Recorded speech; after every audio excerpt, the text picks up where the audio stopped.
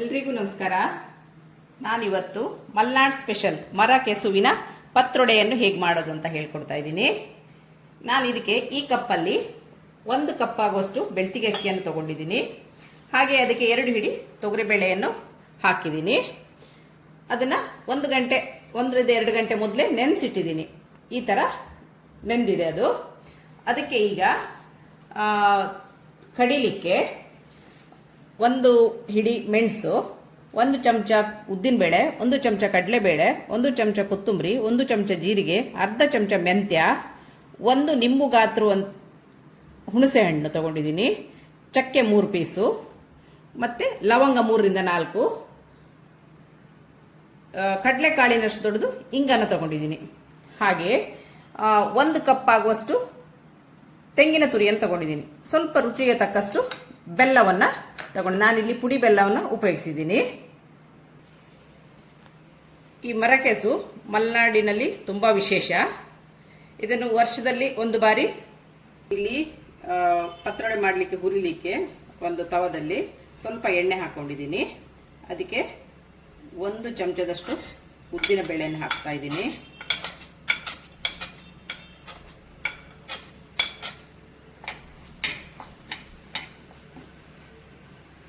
ಅದು ಸ್ವಲ್ಪ ಕೆಂಪಗಾಗುತ್ತಾ ಬರುವಾಗ ಅದಕ್ಕೆ ಕಡಲೆಬೇಳೆಯನ್ನು ಹಾಕೋಣ.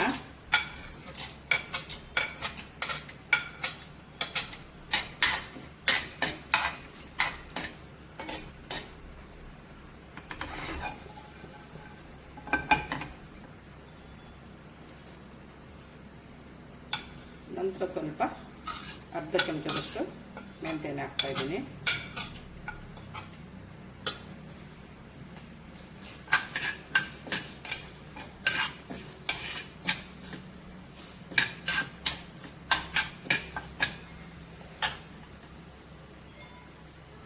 ಸ್ವಲ್ಪ ಚಕ್ಕೆ, ಸ್ವಲ್ಪ ಲವಂಗ,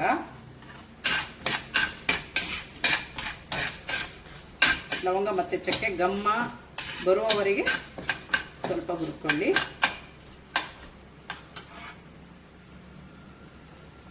ಅದಾದ ನಂತರ ನಾವು ಬೌಲ್ ತೆಗೆದಿಟ್ಟಂಥ ಮೆಣಸನ್ನು ಹಾಕ್ತಾ ಇದ್ದೀನಿ.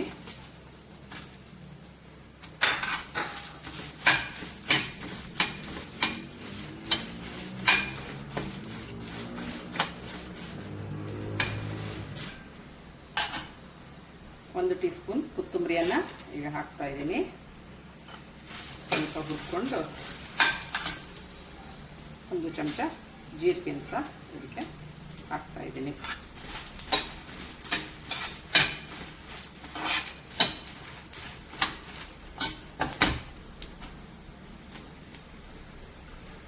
ಅಷ್ಟಿಗೆ ಉಳಿದ ಹಿಂಗನ್ನು ಬಿಸಿ ಬಾಣಲೆಗೆ ಹಾಕಿ ಬಾಣಲೆಯನ್ನು ಆಫ್ ಮಾಡಿ.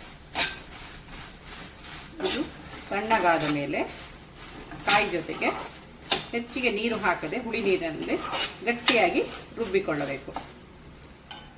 ಈಗ ಸಾಮಾನೆಲ್ಲ ತಣ್ಣಗಾಗಿದೆ. ಇದನ್ನು ಮಿಕ್ಸಿಲಿ ಹಾಕಿ ನುಣ್ಣಗೆ ರುಬ್ಬಿಕೊಳ್ಳೋಣ.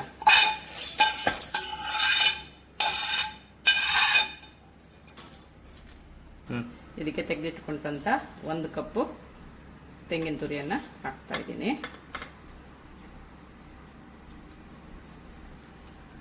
ಸ್ವಲ್ಪ ನೀರನ್ನು, ಜಾಸ್ತಿ ನೀರು ಹಾಕಬಾರ್ದು, ಯಾಕಂದರೆ ನೀರಾಗಬಾರ್ದು. ಇದು ಹುಣಸೆ ಹಣ್ಣನ್ನು ನೀರಲ್ಲಿ ನೆನೆಸಿಟ್ಟಿದ್ದೀನಿ ಆಲ್ರೆಡಿ. ಇದು ಸ್ವಲ್ಪ ನುಣ್ಣಗಾದ ಮೇಲೆ ಅದನ್ನು ಹಾಕಿ ಹೊಡೆಯೋಣ.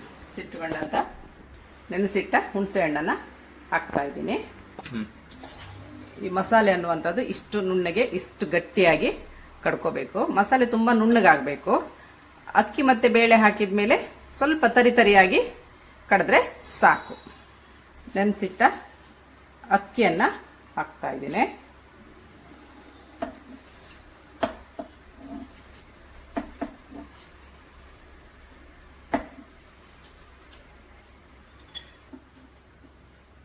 ಬೆಲ್ಲವನ್ನು ಹಾಕ್ತಾ ಇದ್ದೀನಿ. ಅಷ್ಟು ಉಪ್ಪನ್ನು ಸೇರಿಸ್ತಾ ಇದ್ದೀನಿ. ಇದನ್ನೀಗ ಸ್ವಲ್ಪ ತರಿಯಾಗಿ ಕಡ್ಕೊಳ್ಳೋಣ. ಗಟ್ಟಿಯಾಗಿರಬೇಕು ಮಸಾಲೆ. ಈಗ ಎಲೆಯ ಹಿಂಭಾಗದಲ್ಲಿರೋ ದಂಟನ್ನೆಲ್ಲ ಕಟ್ ಮಾಡಿ ರೆಡಿ ಮಾಡಿ ಇಟ್ಕೊಳ್ಳೋಣ. ನಂತರ ತೆಳ್ಳಗೆ ಇದನ್ನು ಸವರಬೇಕು.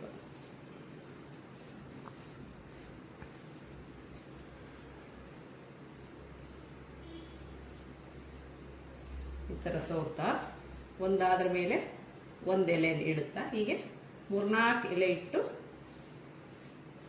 ಸವರ್ತಾ ಬರಬೇಕು.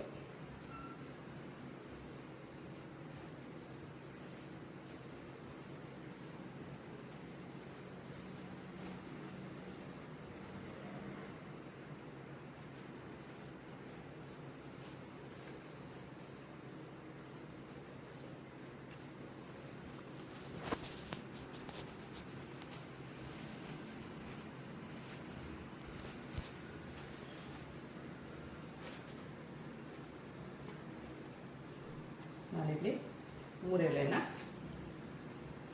ಹಾಕ್ಕೊಳ್ತಾ ಇದ್ದೀನಿ. ಇದು 4ನೇ ಎಲೆ.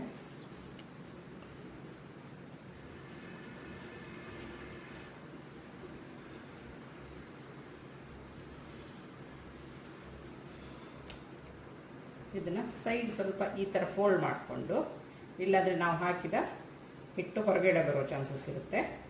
ಈ ಥರ ಫೋಲ್ಡ್ ಮಾಡಿಕೊಂಡು ಈ ಥರ ರೋಲ್ ಮಾಡಬೇಕು.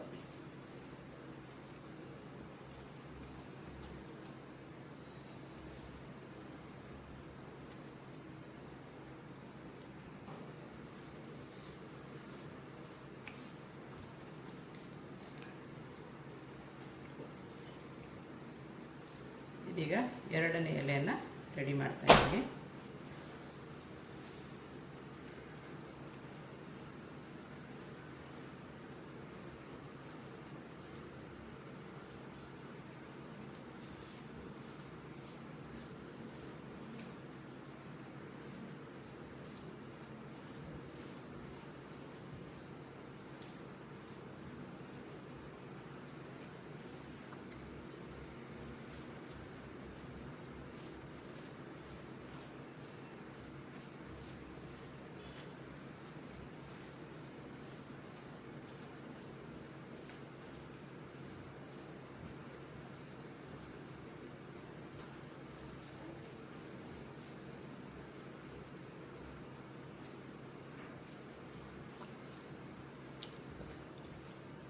ಈಗ ಇದನ್ನು ಸೈಡಲ್ಲಿ ಫೋಲ್ಡ್ ಮಾಡಿ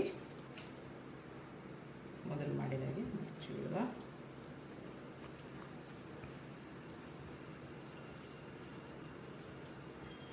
ನಾನು ಈ ರೆಸಿಪಿ ಮಾಡುವಾಗ ನಮ್ಮ ಗುರುಗಳಾದ ಸುಮಿತ್ರಾ ಮುನ್ನವ್ರನ್ನ ಯಾವಾಗಲೂ ನಾನು ನೆನೆಸ್ಕೋತೀನಿ. ಯಾಕಂದರೆ ನನಗೆ ಹಲವಾರು ಅಡುಗೆಗಳನ್ನು ಹೇಳ್ಕೊಟ್ಟವರು, ಜೀವನದ ಪಾಠವನ್ನು ಹೇಳ್ಕೊಟ್ಟವರು ಅವರೇನೆ. ಆದ್ದರಿಂದ ಪ್ರತಿದಿನ ಅವ್ರನ್ನ ಸ್ಮರಿಸ್ತೀನಿ ಅಂದ್ರೂ ತಪ್ಪಾಗಲಿಕ್ಕಿಲ್ಲ. ನಾನಿಲ್ಲಿ ಆಲ್ರೆಡಿ ಇದನ್ನು ಬೇಯಲಿಕ್ಕೆ ಹಬೆಯಲ್ಲಿ ತಪ್ಪಲೆಯಲ್ಲಿ ನೀರನ್ನು ರೆಡಿ ಮಾಡಿ ಇಟ್ಟಿದ್ದೀನಿ. ಈಗ ಬೇಕಿಡೋಣ. 15ರಿಂದ 20 ನಿಮಿಷ ತನಕ ಚೆನ್ನಾಗಿ ಹಬೆಯಲ್ಲಿ ಬೇಯಲಿ. ಹಬೆಯಲ್ಲಿ ಬೇಯಿಸಿದ ನಂತರ ಪತ್ರೊಡೆ ಈ ಥರ ಲೇಯರ್ ಆಗಿ ಬರುತ್ತೆ. ನಾವು 1 ಇಂಚು ಅಷ್ಟು ಉದ್ದದ್ದು ಈ ಥರ ಕಟ್ ಮಾಡ್ಕೋಬೇಕು. ಅದನ್ನೇನು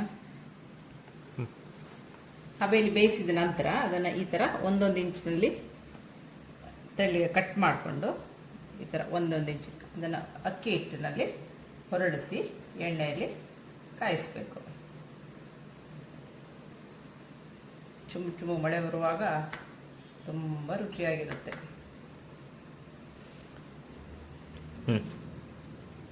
ಹೊರಗಡೆ ತುಂಬ ಮಳೆ ಬರುವಾಗ ಒಳಗಡೆ ಟೀ ಟೈಮ್ ಸ್ನ್ಯಾಕಿಗೆ ತುಂಬ ಒಳ್ಳೆ ರೆಸಿಪಿ ಇದು. ಈ ಥರ ತವಾಕ್ಕೆ ಎಣ್ಣೆ ಹಾಕಿ ಈ ಥರ ಇದನ್ನು ಬೇಗ ಬಿಡಬೇಕು.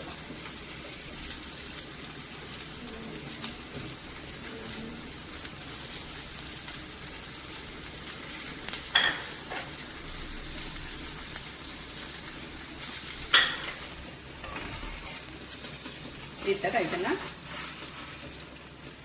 ಮತ್ತಬೇಕು.